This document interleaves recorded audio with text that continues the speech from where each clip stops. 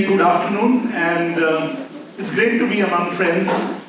Many of you are old friends, many familiar faces, and thank you for taking up this issue that many of us started working with many years ago. I took this work up as personal challenge towards gender equality, as any feminist takes up the work of gender equality. Only thing we found is that where is the space for us? And many years ago we felt that it's important to support women, but for us it's important as men to talk to men. Because until and unless men change, the larger change that we all envision is not going to come about. Because equality cannot be the only aspiration for those who don't have enough. Those who have more have to be equally invested in the idea of equality. Because equality is not just getting rid of those chains. It is dreaming about another particular society in which relationships are transacted differently. So it's been a long journey, and I'd like to take this opportunity to thank the A.T. Chandra Foundation for giving us this opportunity to take a sort of bird's eye view of the field in India. And the study that I will present is basically something that we discussed with the Pramiti team about the contours of the work and how does learning take place among practitioners. Because one of the things is that practitioners are innovating every day. How do they learn? How do they improve their practice? How do they aspire to the change in a continuous way? How does that learning take place? Because this learning is not from school books. This learning is not from universities. This learning is very grounded. So these were the two main questions that we were trying to understand. And please, next slide. So that's the objectives. Methodology included both qualitative and quantitative. The survey of the field was quantitative. We did an online survey, and just to tell you, this entire thing took place while COVID was raging. So the fact that we were able to complete it meant that all of you had to contribute, and we had to work through all our own struggles during this entire process.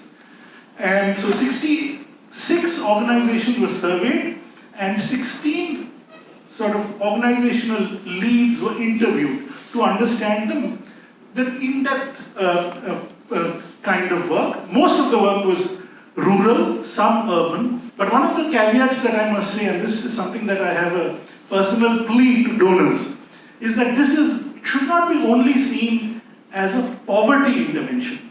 Because masculinity, in its worst form, and I'm using the word worst, is among the most entitled. And the poor are never the most entitled. So one of the reasons we have been successful, most of us working with men, is that they have deficits. So they can aspire to both understanding somebody else's subordination, because they have their own subordination to fall back on, and then look at how privileges and entitlement create a situation of inequality. So this is the thing in working with poor.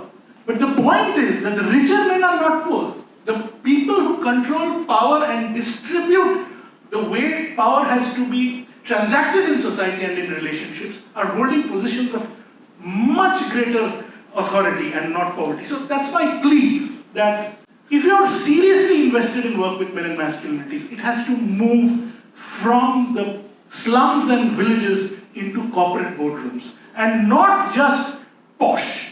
Because posh creates antagonistic. Men walk into a posh training with fear कि हमको गलत साबित किया जाएगा.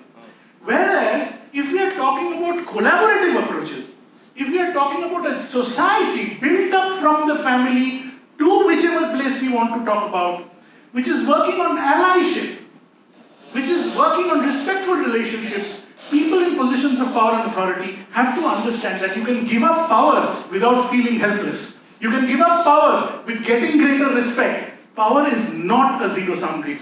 Now I'm going on my, let us say, rhetoric, which is not part of the study, but I think that is the grounding without which work on men and masculinities, men and boys, they have to be created at homes of the rich people, of the skyscrapers, because they are setting the models for the poor to follow.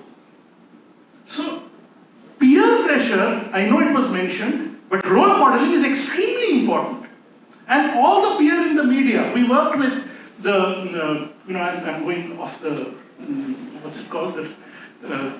We worked with Amir Khan's team for creating that masculinity show. And it was very, very important to have a woman there, Kamala Devi, to speak about it. I didn't want to speak. I said, the masculinity experience has to be examined by women. So we have to always look at the benefit that women get, benefit that people not in positions of power get, not men alone, because men are great at boasting. They are only boasting. So with those words, let me go back to the study. I'm using this opportunity to talk to you as well. So all types of organizations. You can work with men and boys using any entry point. Unfortunately, it's got stuck in gender-based violence. I came from the field of health. At that time, it was family planning, 30 years ago. Later, it got stuck on gender-based violence. Fine, no problems. Youth, no problems. But in this country today, one of the most urgent things is working on women's employment. All over the world, women's employment proportion is increasing. Here it is falling down. Women, as the class position increases, their workforce participation reduces. You cannot change that by putting all the pressure on women to do 100% work at home and then 50, 70, 100% work outside without addressing those men. And we have found that is the lowest hanging fruit. I'll come to that later. Next, please. So issues addressed by these organizations, again, anything. Why I'm putting these up is that any issue can be taken up to work with men and boys. You don't need to see it as a vertical. It is a horizontal. As long as you have earlier you had gendered approach, now you have a masculinity and gender equality approach. You don't throw gender equality out because men and masculinity has to exist with equality. Next, please. And the changes, I think this is the best selling point. You start working with issue A, you get results in issue B, C, D, E, and F. Now, I'm not speaking only from my work. We have a lot of research about my work.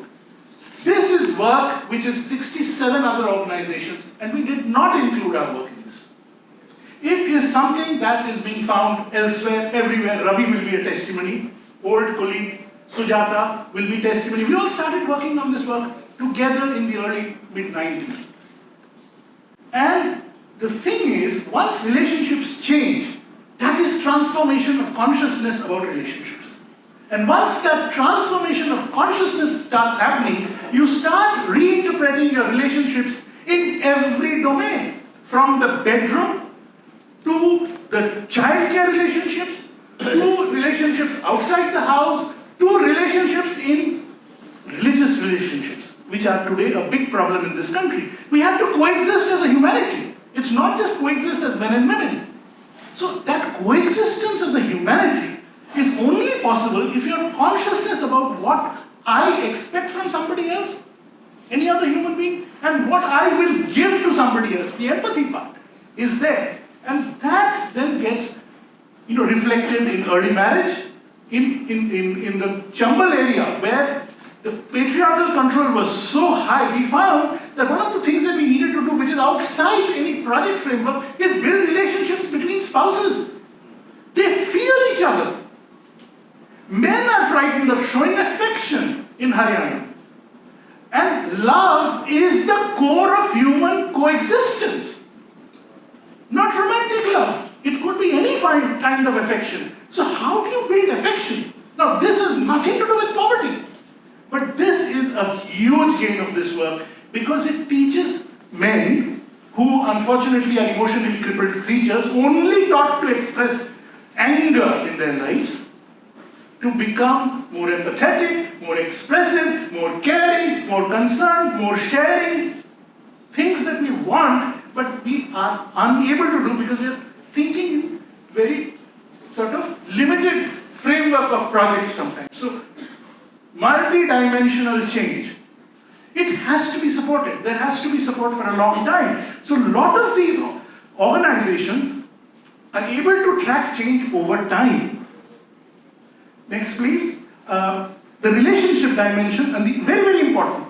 Let us not ever lose sight of the changes among women.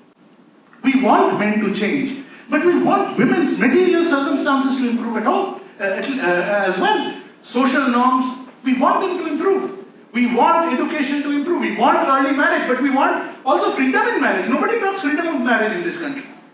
Is it okay to have 18 years and 1 day and then forced to marriage? Because that is what is happening. And that is the upper class model that is being set up. So we have to talk about it among upper class and upper caste also if we want some of the social norms to change.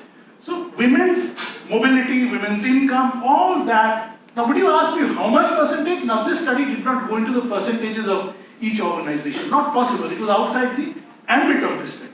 But self-reported, all the organizations said this happened. Next please.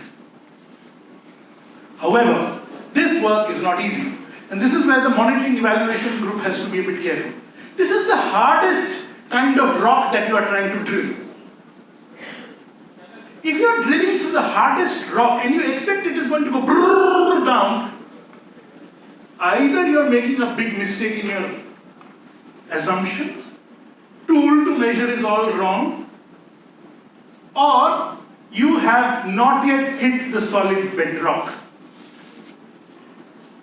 So anticipate pushback, anticipate challenges. Because if change was so easy, why haven't we all changed? We haven't all changed. We are still struggling with, prejudices in our own lives. All of us are. So these people also do. Are our monitoring learning mechanisms sensitive enough to pick this up, help people to work those systems through? And I think we have to be very, very careful, very important point. Upper caste, more well-to-do and older men difficult to approach. Start young, yes, but also what we found, and this is coming later in the qualitative stuff, is where young men are in relationships. Relationships which give them pleasure. Pleasure meaning give them a sense of satisfaction. They have a space to experiment with changes in those relationships. So absolutely young, it's difficult. You don't have those relationships. A little too old and you don't have those relationships. So this change works very well, and in India, because unfortunately we don't sort of socially condone romantic relationships which are not bounded by marriage, usually work with young parents. They also have a child with whom they can shower affection, and children don't complain if you are affectionate towards them. So another thing to be very, very cautious about is tokenism. Men often say the right words because they know they will be patted on the back. But at the same time, do pat men on the back sometimes. Nobody likes to be told, tum dush, tum dush, tum dush, tum dush, all the time. So some amount of appreciation is also important. Next, please. Strategies, again, most of the community mobilization strategies are common, but work with groups of men as well. Because men often do not know how to manage peer relationships even among men. So it can come up as an important thing. And the work with women's groups in allyship, extremely important. Moving beyond the family. One of the earliest critiques I had with this work was that it's too sort of softy in the family. But move out. Everybody is working with public systems. So democracy can be strengthened through citizenship at the bottom, where men start using and people did this during COVID. All groups started doing this during COVID, where the men were volunteering, men were looking at communities, who is the weakest in the community, men were moving out to ensure that people were supporting each other, all the resources that were coming in were getting distributed to the people who need that. And the other thing is, which many of us actually are demonstrating today, is our own alumni group. We need to be this continuously learning community. Next, please. So, one of the important lessons or the messages that came from the women's groups was that work with men, but work with women first. Create that need for change in the community so that the women themselves say, "Mere mardon ko badlo." And the women will not take shit too long from the men. But now they are facing resistance in the family and in the community. So the work with men and work with women has to go on in tandem. Women have to be empowered. In that condition, work with men will become successful. Otherwise, what you create is more patronage, more paternalism, more men acting good, but keeping the controls. New models of leadership, etc. Solidarity and peer learning among men, I told you this, and a new understanding of men. Also, we were working with groups, and this is going beyond this study, is that we were looking at people who were actually using their peer groups as stress-busting mechanisms. So we need to move into some of the men's mental health issues as well. Next, please. So, again, point that I mentioned earlier, transformative change, personal domain first, public change is later. Because the personal domain is where you actually have the experience of giving up power and not losing too much face. Then this issue of threshold change, which is something that I kept as a question, is that at what level do men start having an environmental effect on other men in the community? Because it does happen. That is how social norms are set. But how long is something that is still a matter of question. Pace of change is different among different communities, slower in traditional communities, and the change is not necessarily always forward, it moves back and forth. Like we've all seen during COVID times, a lot of advances have been pushed back, but we have to be, our mechanisms of monitoring and learning should be able to pick those points, and we should have problem solving at that point. Next, please. So this was a kind of theory of change what emerged, that all these strategies working with men in three kinds of positions. One is the individual, one is in the collective space, one is in public positions. And then the expression of change in new masculinities, which is internal and behaviors of the self, in partnerships, as accountable bystanders. ये मेरा मुद्दा नहीं है करके नहीं चलेगा. Agar inequality is being in front of you, discrimination is in front of you, violence is in front of you, you make a stand there. And new ways of leadership, because men are in positions of leadership. We like it or not, today's society is structured like that. But how do you express that leadership in which you don't accumulate power, but you distribute power? Next, please.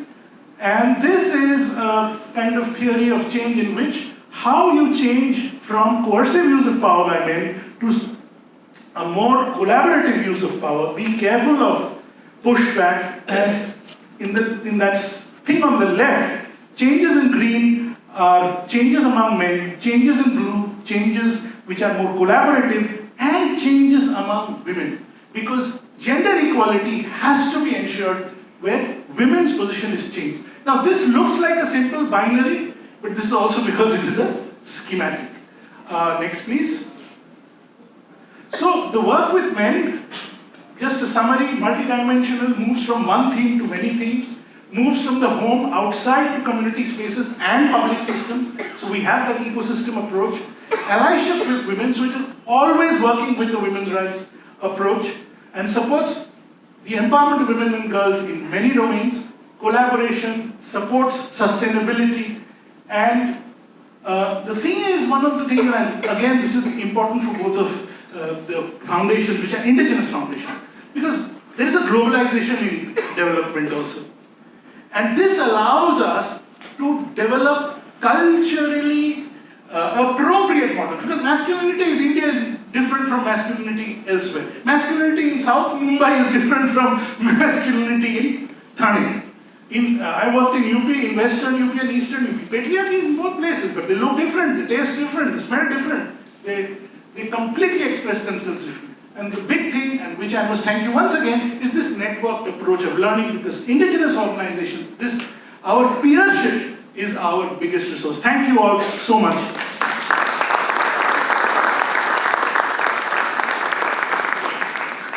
Want their girls to study, want things for themselves. So there is a big desire and aspiration for shifts to happen, and they definitely look at education as a vehicle for that change, and education for girls and for boys.